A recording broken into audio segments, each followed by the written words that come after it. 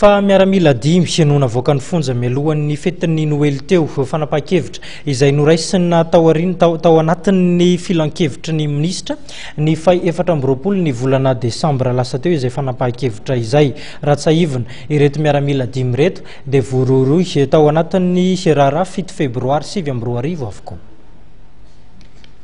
Araka ny notapahana tamin'ny filan-kevitry ny minisitra ny 4 Desambra lasa teo, anisan'ny nahazo fahafahana noho ny fahatapahan-kevitry ny filoham-pirenena miaramila dimy izay tafiditra tamin'ny raharaha 7 Febroary, ny raharaha FIGN ary ny raharaha Bany.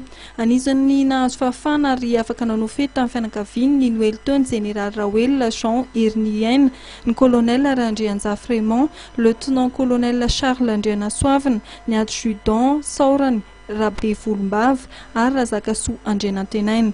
Manana ambara mpisolo vavan'ny cadre politika nondra raha 7 manoloana amin'ny fanapahan-kevitra ny filoham-pirenena. Réaction aloha zany ny amin'ny fianakaviana indrindrindrindra dia faly ny fianakaviana, tsy dia hoe mahafaly ahoana moa fa ireo olona ireo nefa efa taona ny tany, efa taona zareo ny tany mpigadrana ary tena mijaly dia mijaly tokoa. Ka dia ataona moa fa dia sorana zay namoaka zareo aloha hatramin'izao. Le izy moa zany ohatran'ny hoe grâce présidentielle, ohatran'ny hoe pardon zany grâce zany, ohatran'ny hoe faveur manokana avy any amin'ny président de la République omena andreo cadre politika ireo. Zareo moa zany faly sahirana ihany moa zany fianakaviana satria hitanareo ao anatin'le fahaseranana lehibe hatramin'izay. Grâce présidentielle moa zany dia ny condamnation no mbola tsy maintsy mijanona. Fa ilay zany araka voalazako teo hoe faveur fotsiny zany ohatran'ny hoe pardon avy amin'ny président de la République.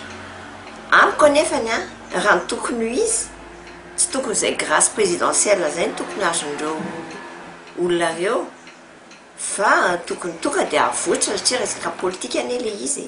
Ary fantatra fa olona tsy nanao ninina tamin'ny dossier anie tsy misy hoe profo tsisy ninina, fa raha ny tena izy dia tokony hoe na condamnation zareo ireo tokony miala daholo amin'ny affaire politika an'le izy. Ny procès zany tsy mety hiverina satria fa nisy an'le condamnation teo, fa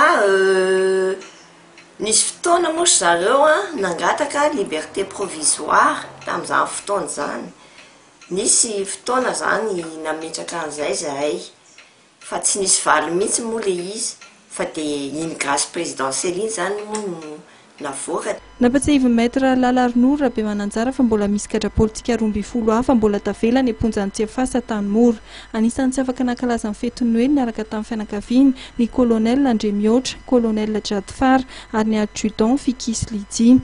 Tafiditra amin'ny fampihavanam-pirenena, everina hoy ity mpisolo vavy ity fa mbola andihan'ny voalohany amin'ny famoahana cadre politika nisy teo ary mbola isy ny famoahana cadre politika hafa mialoha amin'ny faran'ny taona.